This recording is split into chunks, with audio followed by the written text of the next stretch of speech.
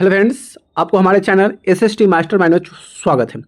तो चलिए फ्रेंड्स, फिर एक न्यू टॉपिक न्यू वीडियो लेकर आ चुके हैं, जिस टॉपिक का नाम है व्यापार और भूमंडलीकरण। और यहाँ से जो टॉपिक है, यहाँ से टॉपिक से आपका एग्जाम में क्वेश्चन भी देखने को मिलते हैं। तो चलिए यहाँ से वीडियो को स्टार्ट करते हैं। अगर चैनल को सब्सक्राइब नहीं किए हैं तो चैनल को सब्सक्राइब जरूर कर लीजिएगा। बेल आइकन को नहीं दबाए हैं तो बेल आइकन को भी दबा दीजिएगा और वीडियो को लाइक शेयर जरूर कर दीजिए। तो चलो यहाँ से हम क्या करते हैं, आपका थ्योरम कराएंगे, सारांश कराएंगे और उसके साथ साथ उसके रिलेटेड जितने भी ऑब्जेक्टिव क्वेश्चन होंगे उसका ऑब्जेक्टिव भी क्वेश्चन कराएंगे। तो वीडियो को लास्ट तक जरूर देखिएगा। तो चलिए यहाँ से वीडियो को स्टार्ट करते हैं। व्यापार और भूमंडलीकरण। सबसे पहले बात आता है कि व्यापार और भूमंडलीकरण। सबसे पहले बात कर लेते हैं कि व्यापार है क्या, व्यापार किसे कहा जाता है, व्यापार का मतलब क्या होता है। What is the trade. Trade का मतलब होता है व्यापार। क्या होता है ट्रेड। ट्रेड का मतलब होता है व्यापार। देख लीजिए, व्यापार वो अर्थ है वस्तुओं और सेवाओं के एक स्थान से दूसरे स्थान तक आदान प्रदान करता है। व्यापार वह अर्थ है जो वस्तु की अगर हम बात करते हैं, कोई खाने वाला चीज हो सकता है, पीने वाला हो सकता है, कोई भी चीज हो सकता है, कोई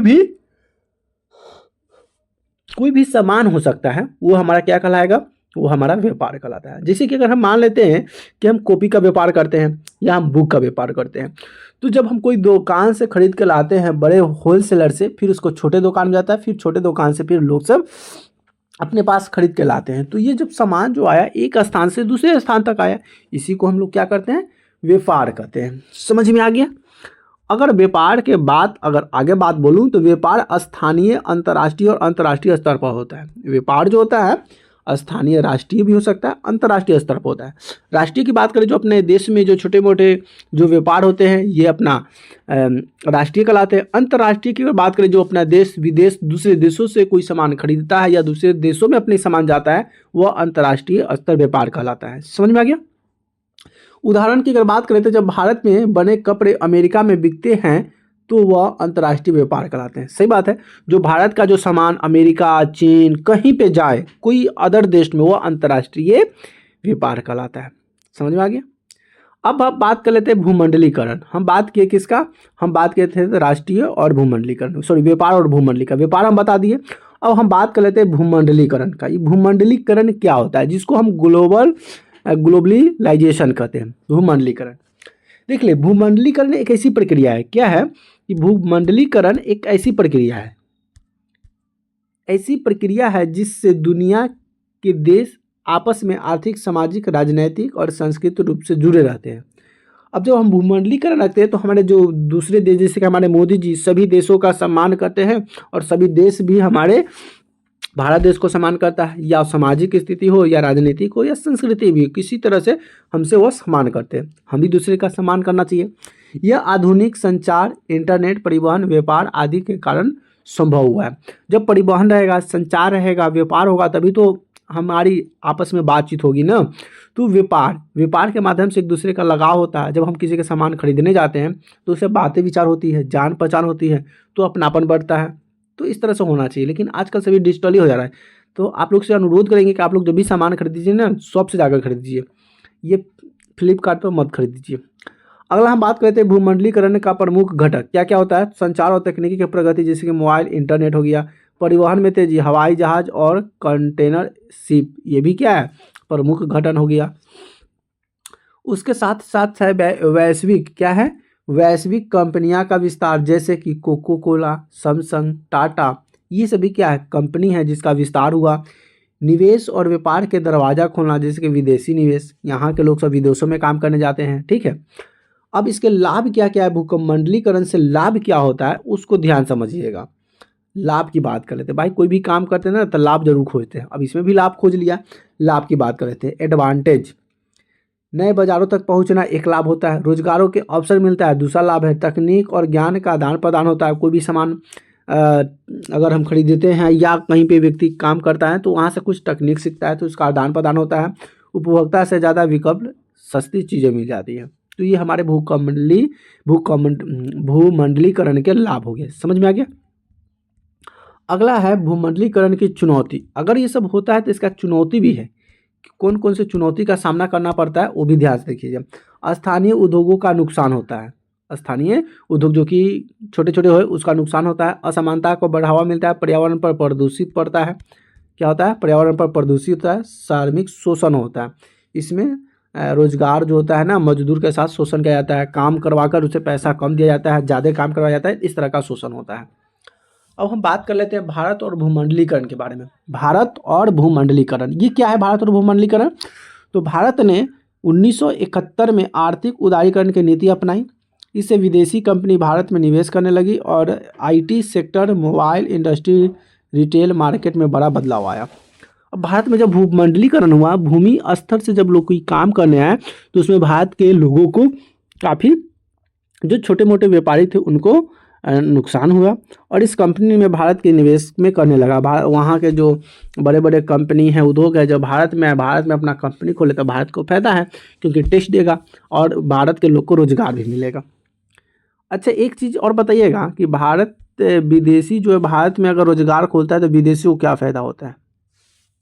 तो विदेशी को यही फ़ायदा होता है कि यहाँ पे जो मजदूर काम करने वाले होते हैं ना, उनको सस्ते में मिल जाते हैं और ज़्यादा दिन, लेकिन ज़्यादा देर तक काम करने वाले। लेकिन अगर दूसरे देश में चला जाइए, पाबंद बनाता है, थोड़ा देर काम करता है, पैसा ज़्यादा लेता है। लेकिन हमारे भारत के अदर कंट्री के जो हमारे भारत के अदर स्टेट के जो लोग होते हैं, मजदूर होते हैं, दूसरी जगह अगर जाते हैं काम करने के लिए तो सबसे पहले बात है कि कम मजदूर में भी काम कर देते हैं और ज़्यादा समय भी कर देते हैं। इसलिए अंग्रेज लोग इसका ज़्यादा उपयोग भी करते हैं। अब हम बात कर लेते हैं वैश्वीकरण के भारत में योगदान क्या है, क्या क्या योगदान है। अब योगदान की हम बात कर लेते हैं। योगदान, भारत आईटी सेवा द्वारा निर्माण सर्वल में आगामी बनकर उभरा। भारत जो है आईटी सेक्टर में सबसे आगे बढ़ा। भारतीय कंपनी में विदेशी कंपनी के काम रही है और जैसे कि आईटीसी, इन्फोसिस, रिलायंस आदि, ये सब भारत कंपनियां हैं जो उभर कर आया और बड़ी ऊंचाई तक गया। अगला हम बात कर लेते हैं निष्कर्ष। इसका निष्कर्ष क्या निकला? कॉन्सुलेशन। निष्कर्ष की बात करते हैं, भूमंडलीकरण एक अवसर भी है और एक चुनौती भी है। इसके साथ चलने के लिए भारत को स्थानीय उत्पादन, शिक्षा, तकनीकी को बढ़ावा देना होगा। Quick revision for the MCQ focus. अब ये सब पढ़ लिए ना, अब करा के क्विक रिवीजन, एमसीक्यू फोकस। अब इतना पढ़ने के बाद अब आपका क्वेश्चन ऑब्जेक्टिव में पूछेगा। कैसे पूछेगा? ध्यान से देखिएगा। अच्छा, कुछ और है। अच्छा, एक टॉपिक और है, व्यापार का मतलब क्या होता है। ठीक है, व्यापार का मतलब, भूमंडलीकरण शुरू हुआ, इसके लाभ और हानि क्या है, भूमंडलिक वैश्विक नीति कब हो गई, ये सभी जो है ना व्यापार का मतलब होता है। ठीक है, व्यापार का मतलब कर रहे थे भाई, इसके भूमंडली की शुरुआत करना व्यापार कहलाता है, इसके लाभ और हानि होता है, ये सब व्यापार का मतलब ही होता है।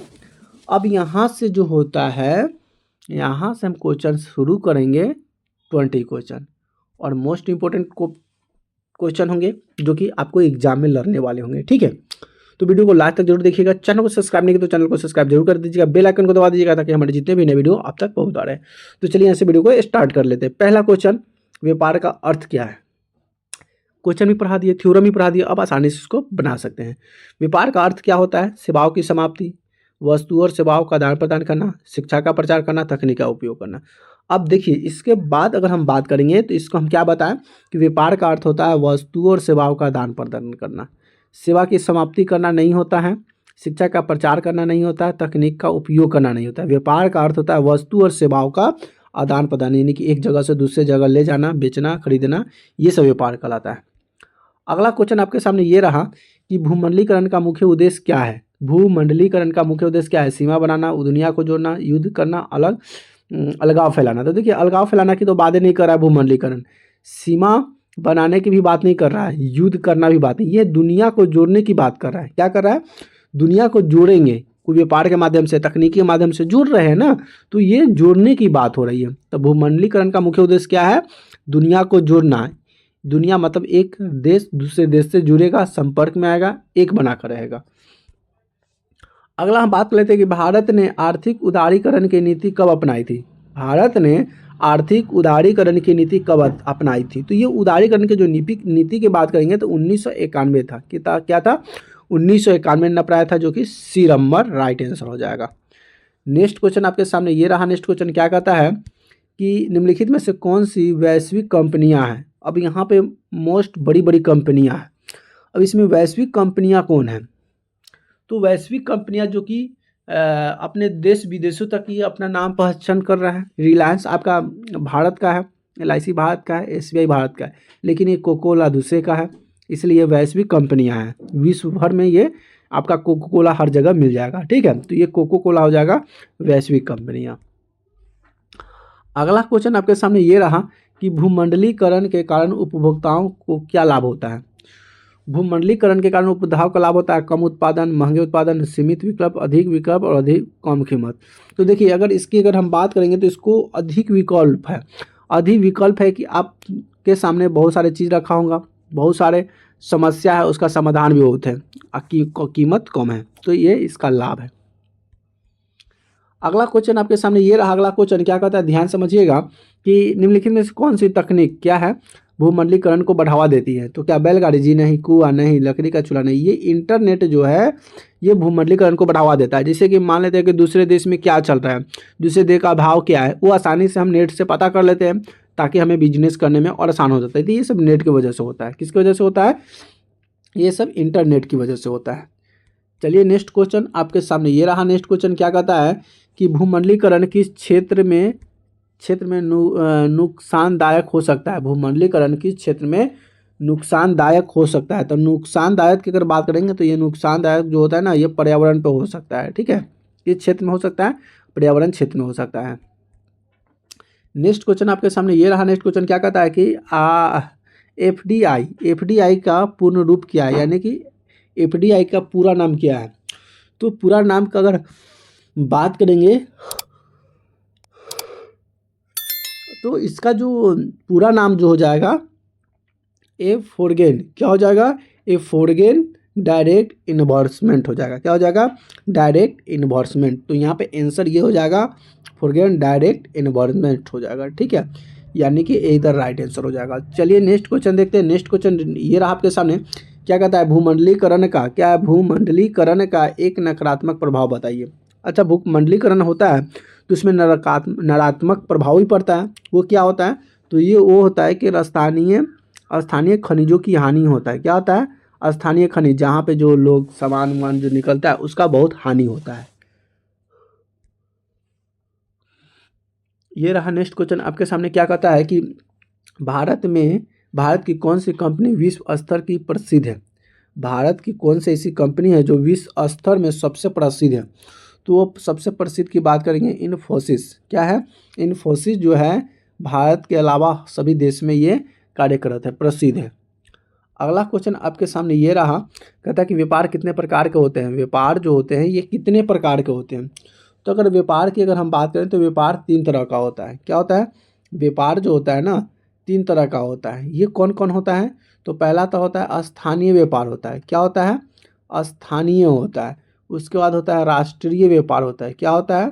राष्ट्रीय व्यापार, ये पहले ही थ्योरी में आपको बताया। और एक होता है अंतर्राष्ट्रीय। क्या होता है? अंतर्राष्ट्रीय। ये 3 तरह का व्यापार होता है, आपको याद करना है। क्या याद करना है कि व्यापार कितने प्रकार के होते हैं। तो व्यापार जो होते हैं ना 3 प्रकार के होते हैं, स्थानीय, राष्ट्रीय और अंतर्राष्ट्रीय होते हैं, ठीक है। चलिए नेक्स्ट क्वेश्चन आपके सामने ये रहा। कहता है कि भूमंडलीकरण किससे जुड़ा हुआ है। तो भूमंडलीकरण अगर बात करेंगे तो भूमंडलीकरण देश की सीमाओं को बंद करने के लिए जुड़ा हुआ नहीं है। ये तो गलत बात हो गया, ये तो होगा ही नहीं।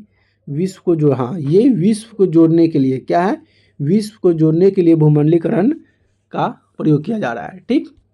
अगला हम बात करते हैं। अगला क्वेश्चन ये रहा आपके सामने। क्या कहता है कि निम्न में से कौन सा वैश्विक ब्रांड है। देखिए, भारत में अगर ब्रांड की बात करेंगे तो ये सैमसंग है। क्या है? सैमसंग भारत का ब्रांड है। उसके बाद तो सभी इधर आया है, और आईपीएल तो भाई दूसरे देश का। तो सैमसंग क्या है? वैश्विक ब्रांड है।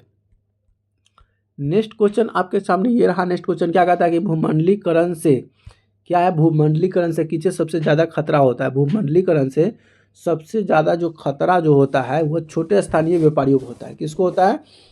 छोटे स्थानीय व्यापारियों को सबसे ज़्यादा नुकसान होता है, खतरा होता है।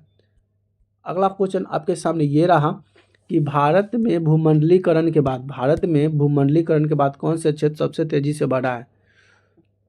तो भूमंडलीकरण जब होता है ना तो सबसे ज़्यादा जो क्षेत्र बढ़ा है वो IT सेवा में बढ़ा है।